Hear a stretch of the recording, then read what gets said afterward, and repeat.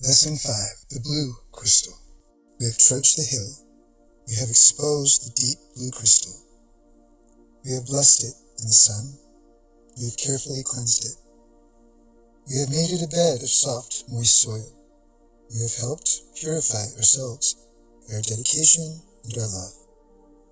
We have held our palms to the sun and stated that our hearts are clean, our intent pure. We have given the Thanksgiving ceremony for this duty, this blessing. Now, what are we to do? Understand the crystal. Understand your own individual crystal. Each one is different. Each one has been empowered in a unique way. Each has its own personality, its own function and duty. Each was perfected for a certain task. Now what of this cobalt blue crystal here in our gaze, at our feet? Have you searched it with your mind? Have you explored its innards until you begin to get a feel of what's in there? Have you touched with your mind, your inner eye, the might contained here, the magic? Do you follow its trace to its highest chakra? Know it well, with feeling. Not something you can write in a book or an instruction pamphlet, but a knowing in the heart, an understanding in the mind that can be known, but not spoken. There are no words to speak such. When you know your crystal this well, when you live on the inside of it as well as the outside, then is the time to write it. We caution you, do not write it until you know it. You will only have to lay it down again and begin from the start once more if you write it too soon.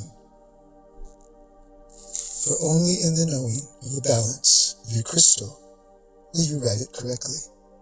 Be patient, be correct, and accurate. You will know when you know your crystal. It may take a year or more of studying in close association, much meditation in closeness. You will know when you know. If you don't know, you don't know. In writing the crystal, you ask of it which side it wishes to face north, and which side must face south. You ask which end down, which end up. You ask the angle. Does the point of contact with the earth force slant up the hill or down? What setting or structure do we frame it in? Must this structure hold elements of gold, or will copper suffice? What is the cost of this structure? Who will frame it? Who meld it? Whom can we trust? Who wishes to do this service in understanding and purity? How does it adhere to the ground? How bedded? Where does the point of contact of the crystal to the standing structure come in? Where must they touch? Where must they not touch? How far must the crystal be lifted from the ground to bring out its greatest potential? What is its potential? What use is crystal? These questions you answer with your inner knowing. These questions you answer in meditation. Meditation is no longer a time apart. Meditation is now, your inner knowing, and it is done on your feet, in your heart, as you work. As you get to know your crystal, many great understandings come to you involving your own greatness and your own potential. Clearer understanding comes to you about why you entered the planet Earth this time, why you are here, what you promised to do.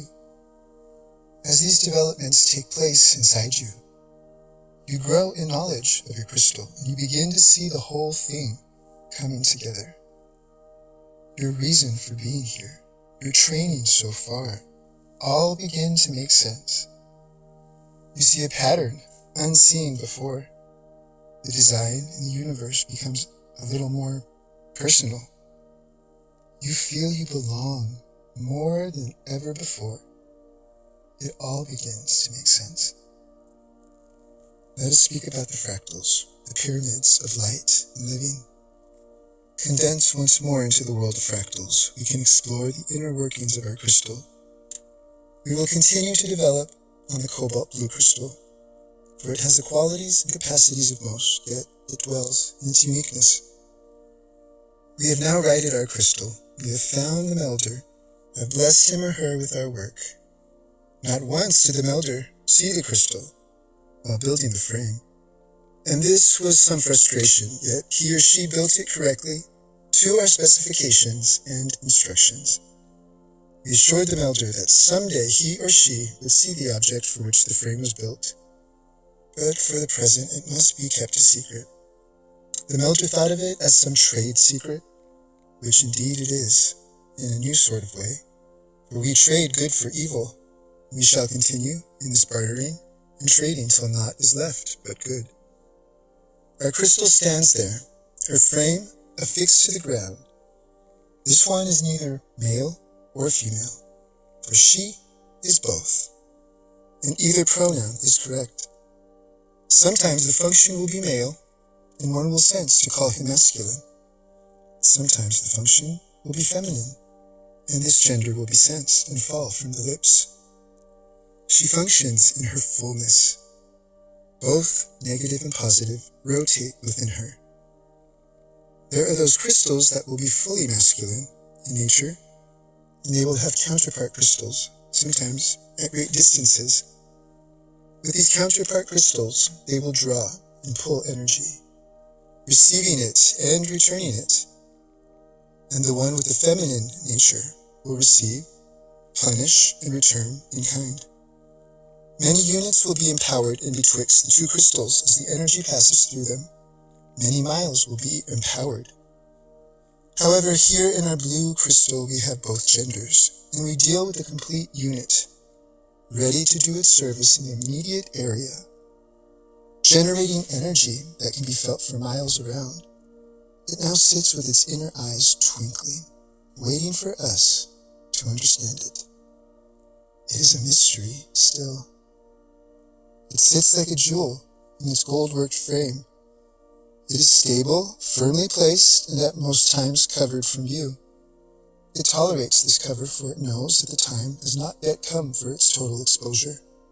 There will be the day of surrounding gardens, and the roses, the lavender, and the baby's breath. An abundance will be about it. But now is the time for quietness. The day for visitors has not yet come.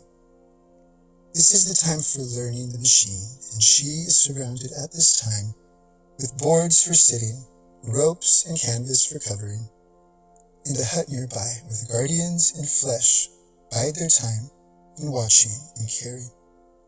She is a working implement, and she is beauty beheld. A bit staggering to behold, for her beauty holds such machinery, and we are beginning to see it.